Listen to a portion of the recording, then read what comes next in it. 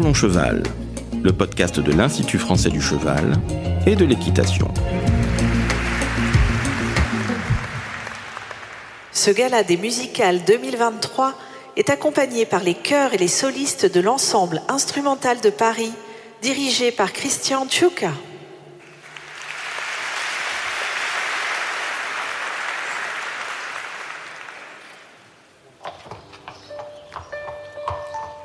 Bonjour, je suis Laurent Vigneault de l'Institut français du cheval et de l'équitation. Aujourd'hui, on vous parle du Cadre Noir de Saumur. Et pour ça, je reçois Thibaut Valette, écuyer en chef au Cadre Noir de Saumur. Bonjour Thibaut. Bonjour Laurent. Alors Thibaut, vous êtes militaire au grade de colonel, écuyer en chef depuis 2021 à Saumur et écuyer au Cadre Noir depuis 2009. Et vous avez un palmarès tout à fait notable puisque vous êtes médaille d'or aux Jeux Olympiques de Rio en 2016 en concours complet. Oui, c'est ça, Laurent. Oui. Alors, je vous propose que dans un premier temps, on fasse un petit peu le point donc sur l'historique de ce Cadre Noir. Comment a-t-il été formé? Comment est-il devenu ce qu'il est aujourd'hui? On verra ensuite le cadre avec son actualité, le cadre aujourd'hui et toutes ses missions, notamment les missions de transmission. Alors, sur l'historique du Cadre Noir, comment le Cadre Noir est-il né ? Alors le Cadre Noir en fait est né en 1815, au lendemain des guerres napoléoniennes. Le Cadre Noir c'est un corps d'enseignants. Au lendemain des guerres napoléoniennes, il s'agissait de remonter la cavalerie française. Et donc cette école a été créée finalement pour la formation des hommes et des chevaux, non pas pour le sport comme aujourd'hui, mais pour s'entraîner pour la guerre. Donc plutôt pour les armées. Voilà, c'est pour cette raison-là que le Cadre Noir a été créé, donc en 1815. Et ensuite, donc, il évolue. Quelles sont les dates importantes, les dates charnières dans son évolution? Alors, il y a différentes dates qui sont représentatives et importantes pour le Cadre Noir. Donc, 1815, bien sûr, sa formation. Ensuite, on peut retenir la date de 1828 parce que c'est la première fois, finalement, qu'un carrousel est donné par les écuyers du Cadre Noir en la présence de la duchesse de Berry. Et donc, c'est la première fois que les écuyers du Cadre Noir présentent leur travail en public. Alors, ce sont des galas à l'époque qui ne sont pas du tout ceux que l'on peut faire aujourd'hui, mais c'était la première fois que les écuyers du Cadre Noir, en collectif, présenteraient des reprises et donc présentaient leur travail, leur savoir-faire. Donc 1828, c'est une date qui est importante. Ensuite, si on remonte le temps et qu'on se rapproche de notre période actuelle, 1972, création de l'École nationale d'équitation. C'est une date également importante parce que le Cadre Noir qui était militaire devient en 1972 civil, dépendant du ministère Jeunesse et Sport. Et finalement, cette équitation qui était tournée vers la guerre ou en tout cas vers l'instruction des cadres militaires se tourne vers le sport. Voilà, des chevaux militaires se tourne vers une équitation plus sportive, un public qui est sans doute un public aussi un petit peu différent puisque les élèves ou les stagiaires sont des élèves civils, professionnels ou futurs professionnels de l'équitation. Mais donc la mission du Cadre Noir et des écuyers du Cadre Noir évolue un petit peu avec le temps et c'est vrai que cette date de 1972, elle est pour nous assez représentative assez emblématique. Et marquante. Et on est déjà, depuis le départ, on est à Saumur ou alors c'est quelque chose... Il y a eu différentes localisations, Versailles au départ, puis Saumur. Et effectivement, en même temps que je dirais que les missions et que l'évolution du public instruit a évolué, et effectivement les lieux ont évolué aussi. Nous sommes sur le site de Terrefort depuis les années 80 et avant ce site de Terrefort, le Cadre Noir était déjà à Saumur, mais dans le centre-ville de Saumur. Dans le centre-ville, dans la caserne en fait. Exactement. On a évoqué donc l'École nationale d'équitation en 72, mais il y a aussi une date très très importante dans l'histoire de ce cadre, c'est la fusion qui se fait plus tard avec les anciens haras nationaux. C'est ça. 2010, la création de l'IFCE, l'Institut français du cheval et de l'équitation, c'est ce que l'on connaît aujourd'hui, qui est le résultat de la fusion entre cette ancienne École nationale d'équitation, créée en 1972, et les anciens haras nationaux, pour ne faire plus qu'une seule et même maison, je dirais, dont la préoccupation première et le métier premier, c'est le cheval finalement. Soit dans son enseignement, soit dans sa production, métier des haras nationaux, de manière à ne faire qu'une maison, je dirais, à la pointe de la connaissance et de l'expertise dans le cheval dans son ensemble. Voilà, donc et c'est la naissance La naissance de l'IFCE. Naissance de l'IFCE, donc... et aujourd'hui, le cadre noir, eh bien sûr, est partie intégrante de cette IFCE. Ouais. Tout à fait. Alors, une autre date très très importante, c'est 2011. Qu'est-ce qui se passe en 2011 ? Alors, 2011, pour nous, c'est une date qui est aussi charnière et en tout cas très importante parce qu'on l'a préparée depuis quelque temps déjà, en fait, et que c'est à cette date-là, en 2011, que l'équitation de tradition française, que représente le cadre noir, a été inscrite sur la liste du patrimoine culturel immatériel de l'humanité de l'UNESCO. Pour le cadre noir et surtout pour l'équitation de tradition française, mais le cadre noir étant représentant de cette équitation de tradition française, on en reparlera sans doute plus tard. Oui.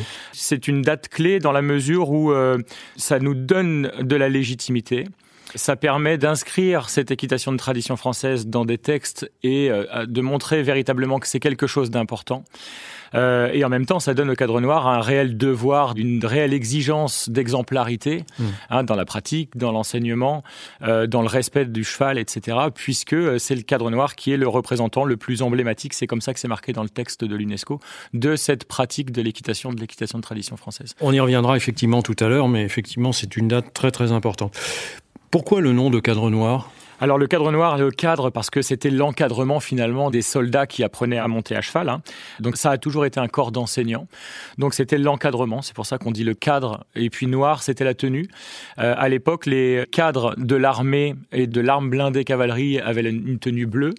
Et puis c'était donc pour distinguer finalement les enseignants des élèves, qu'une couleur différente à l'uniforme avait été adoptée. Et donc c'est pour ça que les écuyers, en tout cas les cadres du cadre noir, les enseignants de l'équitation, les formateurs, avaient une tenue différente des élèves et donc étaient habillés en noir. Et donc c'est pour ça que ce nom est resté. Alors je voudrais qu'on parle maintenant du cadre noir aujourd'hui, dans son époque contemporaine. Il a 4 missions principales, ce cadre noir. Alors, en fait, le cadre noir a 4 missions principales. C'est-à-dire que les écuyers, lorsqu'ils sont recrutés pour exercer 4 missions.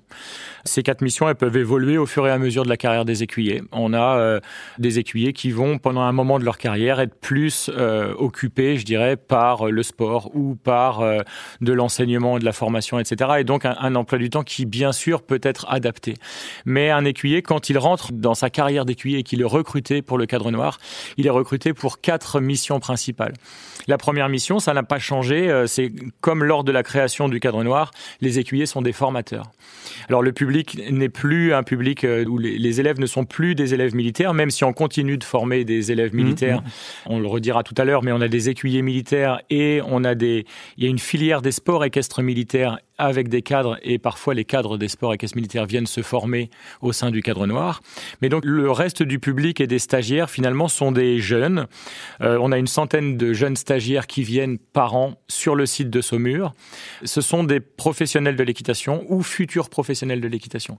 C'est-à-dire que on ne va pas s'adresser à un public d'enfants qui vient pratiquer pour son plaisir. Non, c'est une formation un peu de niveau élite. C'est une formation professionnelle, voilà. On a différents types de formations. On peut accueillir des jeunes qui sortent de la terminale et qui vont venir pendant presque 4 années se former au cadre noir et passer l'ensemble des diplômes d'enseignement, c'est-à-dire le BPGEPS, diplôme de monitorat, le DEGEPS pour un diplôme d'entraîneur et le DES qui est l'ancien instructorat d'équitation. Ils vont passer ces 3 diplômes en 3 ans et en même temps vont passer une licence de gestion et management des infrastructures équestres à la faculté de Saumur. Donc on a cette formation-là qui est assez complète, qui est assez longue, où on a des promotions de 10 élèves par an. Et puis ensuite, on a des formations pour des gens qui sont déjà dans la filière cursus, et déjà dans ce métier-là. Donc, soit des formations qui sont longues sur une année, soit des formations plus courtes et qui sont un petit peu décentralisées si les gens ont déjà une structure et ne peuvent pas s'absenter de leur structure pendant trop longtemps. Donc, sur des périodes plus ponctuelles dans l'année pour passer soit un diplôme d'entraîneur, soit un DES niveau instructorat d'équitation. Mais donc, le premier métier, je dirais, des écuyers, c'est d'être formateur de ces différentes formations-là. Ce qui est intéressant, c'est que on a une cavalerie qui est très adaptée à ça, une cavalerie qui a été formée par les écuyers, on reparlera des chevaux tout à l'heure, mais une cavalerie qui a été formée par les écuyers et donc qui est mise à disposition des élèves, et donc c'est un outil de travail qui est assez intéressant pour les élèves, parce que les élèves vont apprendre finalement leur métier, ou continuer d'apprendre leur métier, ou continuer de se former avec des chevaux qui sont parfaitement dressés, parce que ce sont des chevaux soit qu'on fait de la compétition avec des écuyers, soit qui ont fait des galas avec les écuyers lors des galas du cadre. En tout cas, ce sont des chevaux qui vont permettre d'apprendre correctement. Oui, des chevaux qui ont un certain niveau avec toute la structure en plus et les moyens. Et on sait très bien que c'est une pratique où en tout cas il est important d'imprimer des sensations et que pour bien apprendre il faut monter des bons chevaux, et donc c'est vrai qu'ici on a la chance d'avoir des chevaux qui sont très utiles pour la formation. Donc premier métier, la formation. Deuxième métier, les écuyer du Cadre Noir sont représentants de l'équitation de tradition française, et ça se fait à travers les présentations publiques qui sont faites sur le site de Saumur.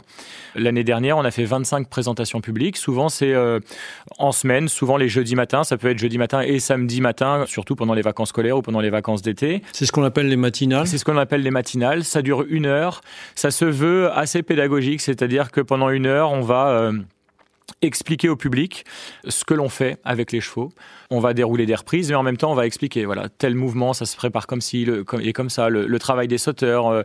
Et c'est quelque chose d'assez explicatif, volontairement, pédagogique, volontairement, pour que... oui, on est toujours dans la transmission. Voilà, on est dans la transmission, et de manière à ce que les gens, qui sont pas forcément des connaisseurs du cheval et de sa pratique, eh bien, comprennent ce qui se passe. Ça, ce sont les matinales. Et puis, on a des galas. On a 4 galas par an sur le site de Saumur, avec 3 soirées de galas à chaque fois. Et puis, des galas à l'extérieur de la ville de Saumur, oui. Donc soit en France, soit à l'étranger. Un peu moins souvent à l'étranger, mais on part quand même 3 ou 4 fois à l'extérieur de Saumur pour faire 3 soirs de galas pareils.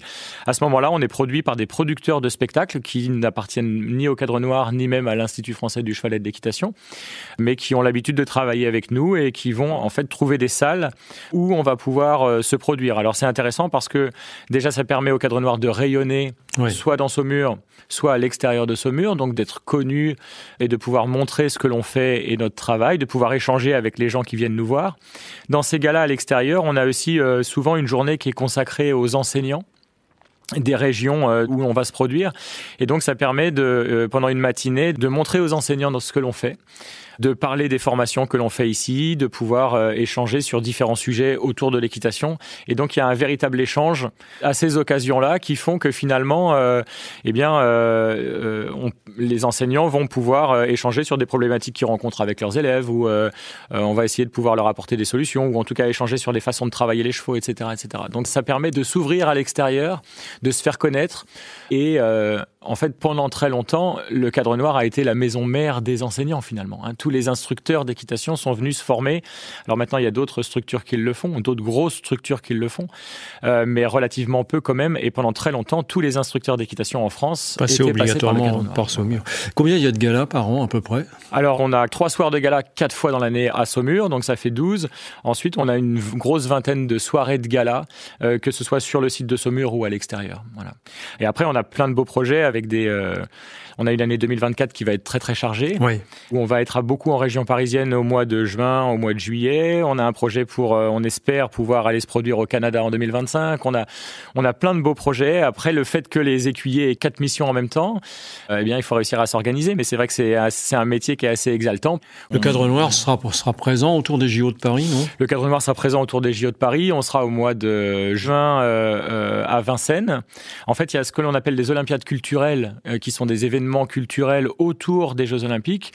Et donc, dans ce cadre-là, on sera à Vincennes tout début du mois de juin avec des élèves 2024 enfants de l'Académie de Créteil. On va faire quelque chose avec eux.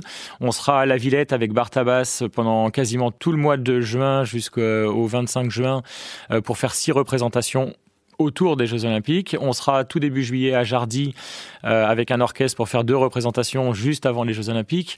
On a un beau projet pour l'instant autour du 14 juillet qui est encore en construction. Il y a beaucoup de choses. Ouais. Ce qui est à la fois très exigeant, qui est en même temps très exaltant, ouais.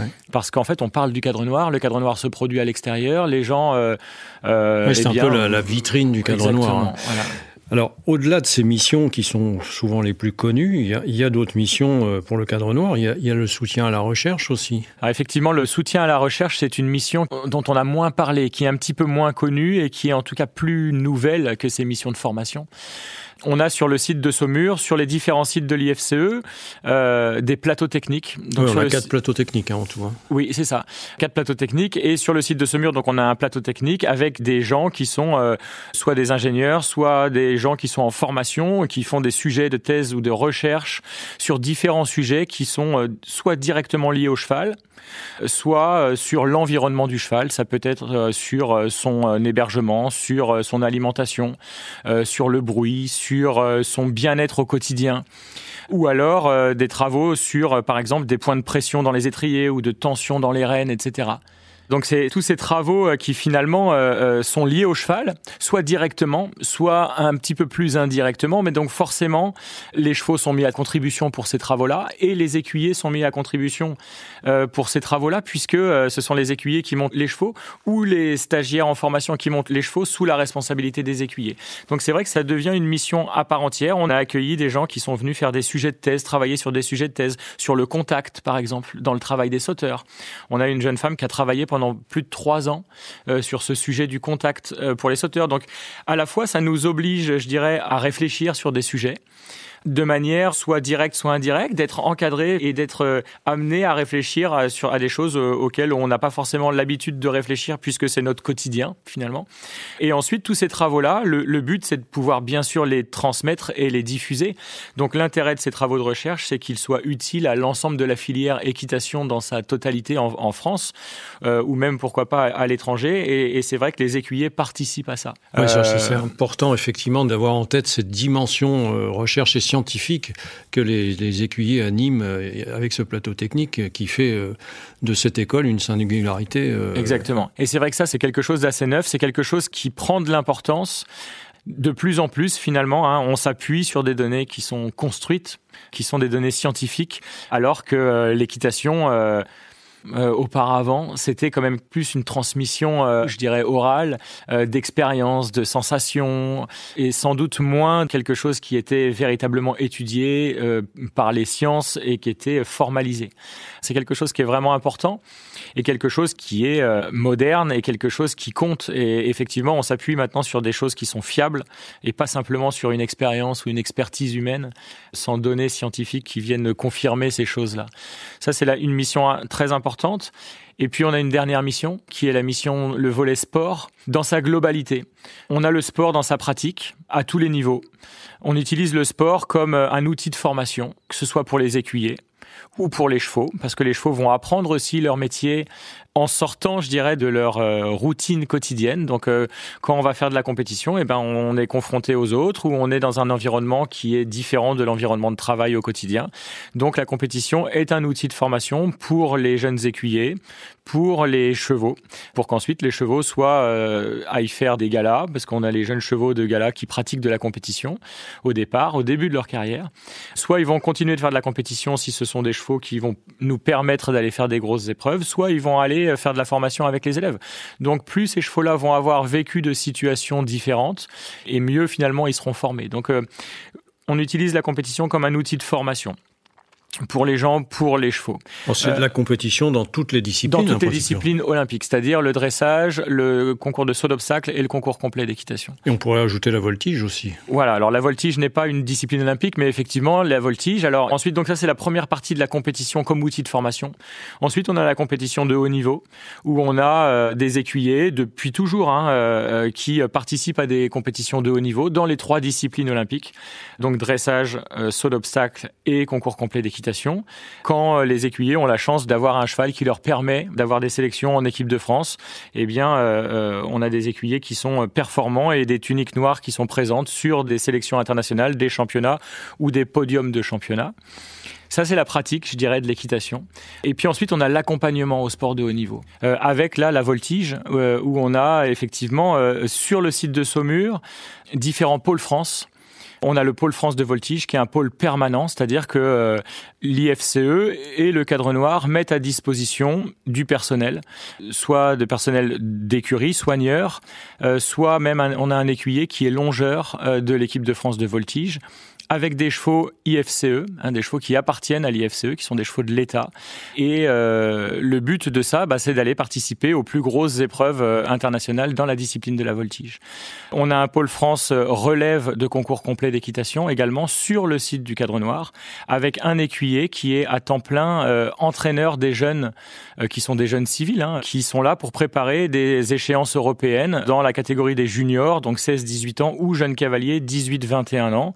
Donc ils profitent, je dirais, de l'expertise et de l'entraînement d'un écuyer et qui montent soit des chevaux qui leur appartiennent, soit des chevaux de l'IFCE, qui ont donc été formés par des écuyers pour pratiquer la compétition à haut niveau et rentrer dans les équipes de France jeunes. On a également, alors c'est pas un pôle France qui a été formalisé, mais on a 2 écuyers qui entraînent des athlètes dans la discipline du dressage paralympique et qui préparent les Jeux paralympiques de Paris, qui étaient déjà aux Jeux paralympiques de Tokyo et qui, pour l'une d'entre elles, qui a fait également les Jeux paralympiques de Rio.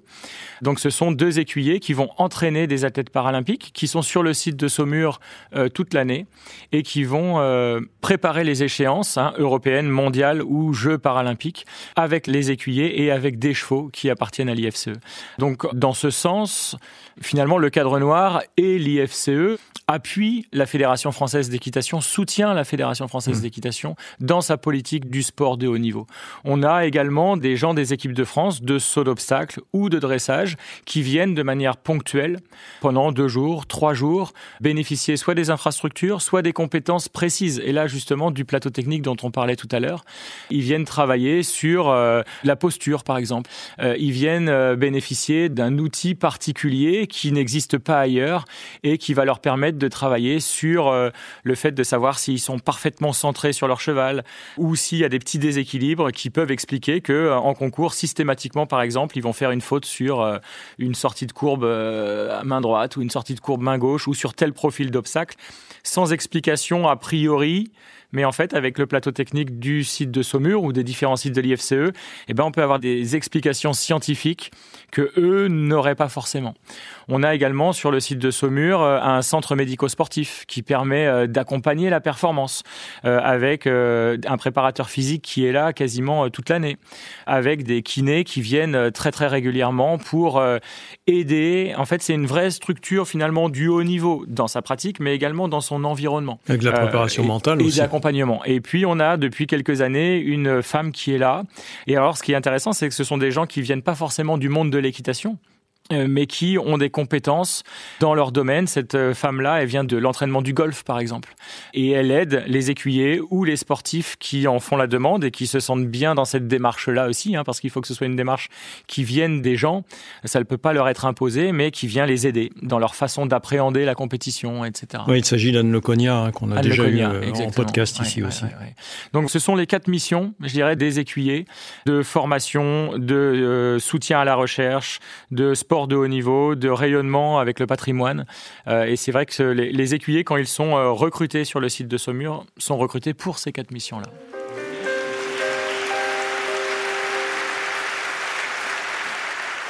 L'équitation à la française.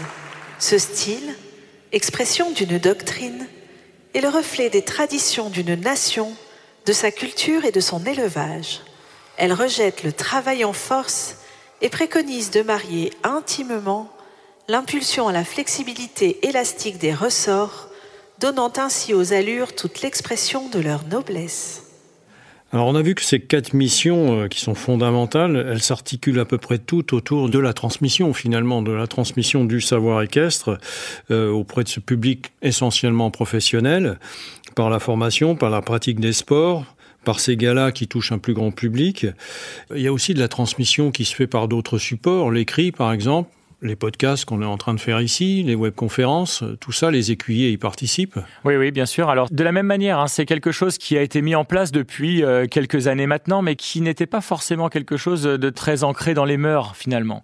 Longtemps, on avait au Cadre Noir des maîtres de manège, donc qui étaient finalement des garants des pratiques qu'ils avaient eux-mêmes reçues de leurs anciens, et ça se faisait beaucoup à l'oral, ça. Et si on avait la chance d'avoir eu un ancien qui nous avait pris sous notre coupe pour nous enseigner ce que lui-même avait reçu, tant mieux. Depuis quelques années maintenant, tout ça c'est quand même beaucoup plus démocratisé. Et effectivement, cette transmission, elle est sans doute plus large ou plus diffusée que ce qui se faisait auparavant, avec des moyens plus modernes, avec des choses qui sont sans doute plus structurées, plus construites. Donc les écuyers participent, oui, à différents podcasts, à différentes webconférences sur des thèmes que eux choisissent dans leurs différentes disciplines sportives. Donc dans la discipline du concours complet, on peut imaginer tout ce qu'on veut, ou même en dressage ou en saut d'obstacle, on peut imaginer tout ce qu'on veut.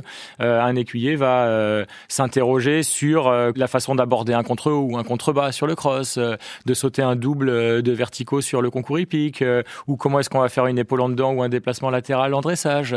Il y a tous les sujets possibles et inimaginables, et les écuyers vont préparer un petit document et un petit exposé, de manière à ce que ce soit le plus simple possible, le plus explicite possible, et que ça puisse s'adresser au plus grand nombre possible. Oui, on a eu des sujets aussi sur l'apprentissage du cheval et des sujets qui touchent autour du bien-être, puisque le cadre noir s'intéresse aussi à ces notions nouvelles aujourd'hui. Oui. Alors effectivement, c'est un sujet qui nous touche et qui nous touche de plus en plus. Et là encore, c'est un sujet sur lequel on a à grandir finalement, parce que c'est un sujet qui est relativement nouveau. Et encore une fois, le cadre noir, dans sa modernité, du moment où il a été fondé en 1815, a le devoir d'être moderne aujourd'hui sur ces sujets qui sont des sujets contemporains.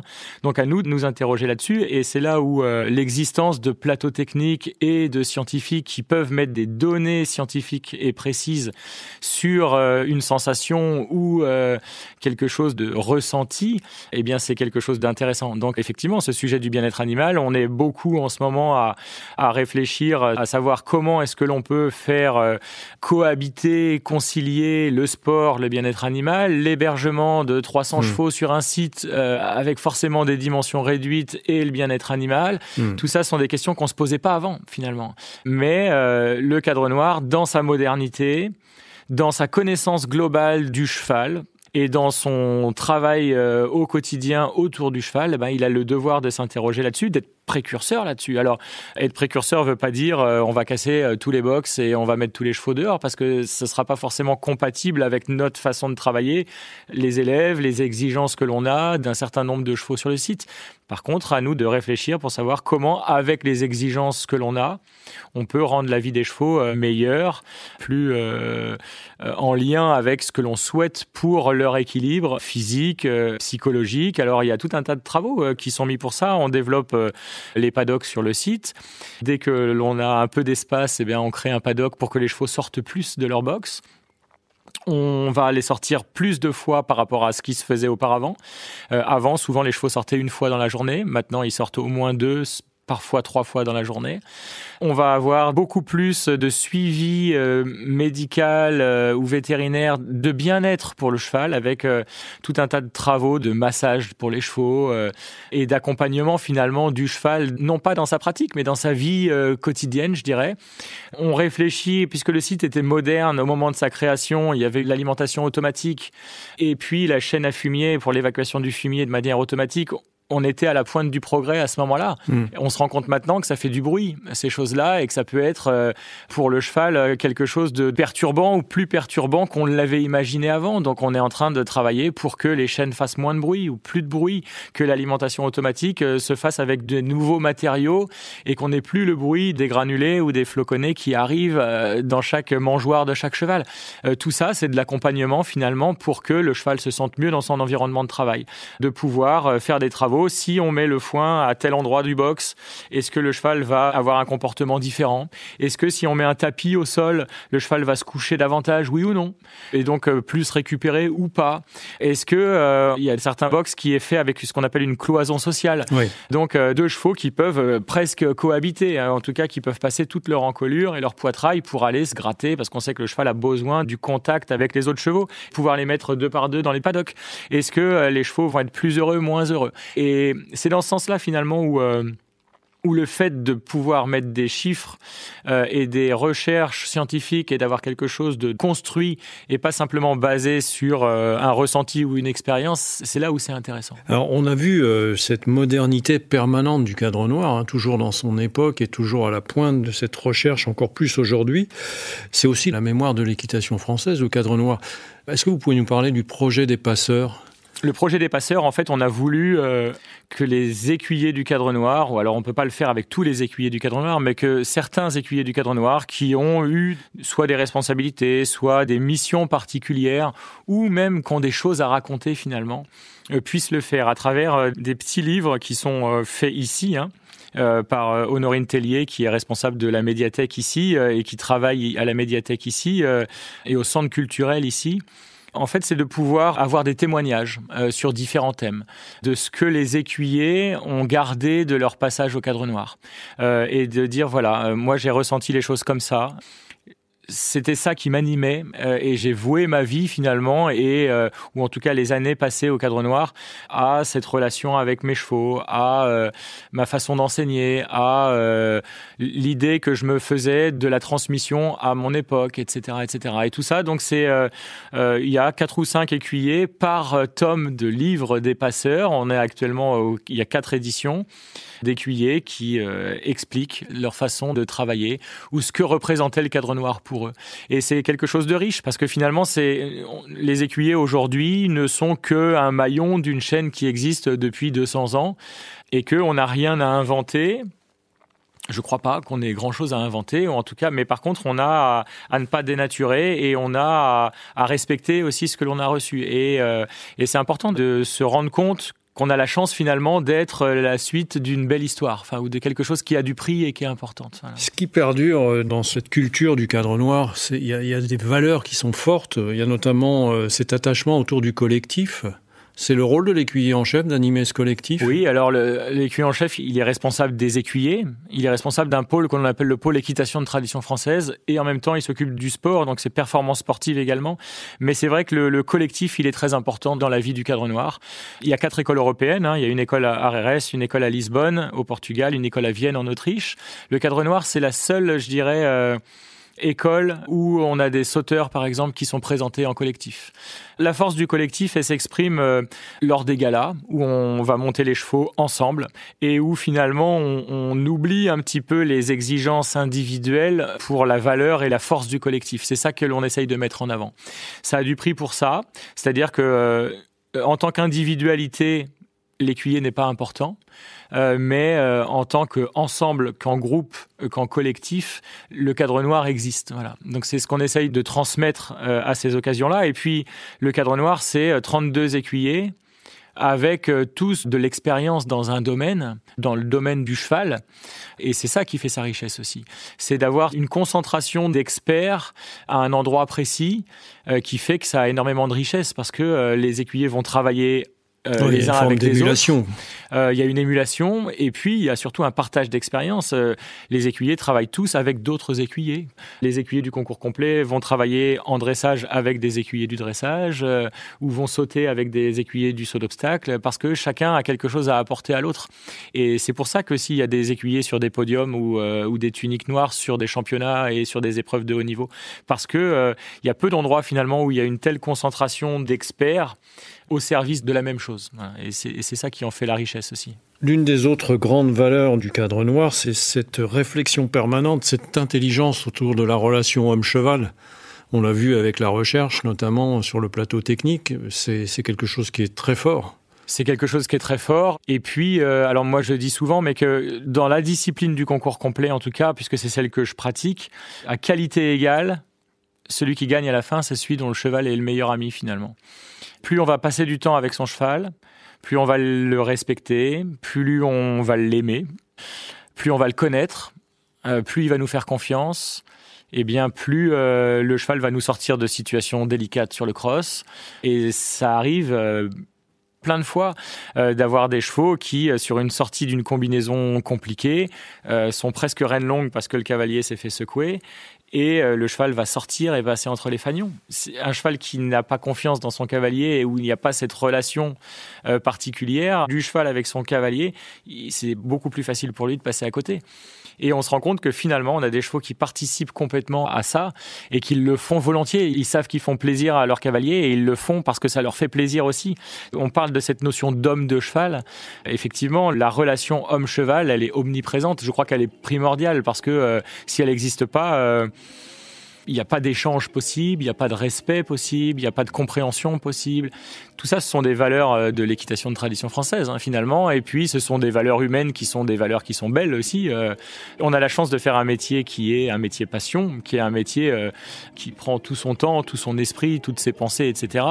Mais on le fait grâce à nos chevaux, finalement. C'est bien grâce à eux qu'on a la chance de faire ce métier-là. Donc, à nous de les respecter, à nous de faire en sorte que nos chevaux soient les plus heureux possibles dans ce travail-là. Alors, on arrive à la fin de cette première partie, dans laquelle, effectivement, on a évoqué l'historique du cadre noir et ses missions principales. Et on aura l'occasion de se revoir, Thibaut, pour une seconde partie dans laquelle on abordera plutôt les moyens humains du cadre noir, les moyens équestres aussi, et son fonctionnement. Merci Thibaut. Merci Laurent. Si vous souhaitez en savoir plus sur le sujet, rendez-vous dans la description du podcast où vous trouverez des liens utiles sur notre site equipedia.ifce.fr. Vous pouvez aussi nous rejoindre sur notre groupe Facebook Equipedia Science et Innovation Équine pour plus de contenu. Pour ne manquer aucun épisode, abonnez-vous, partagez, commentez et n'hésitez pas à laisser 5 étoiles sur Apple Podcasts et Spotify. À très vite pour un nouvel épisode.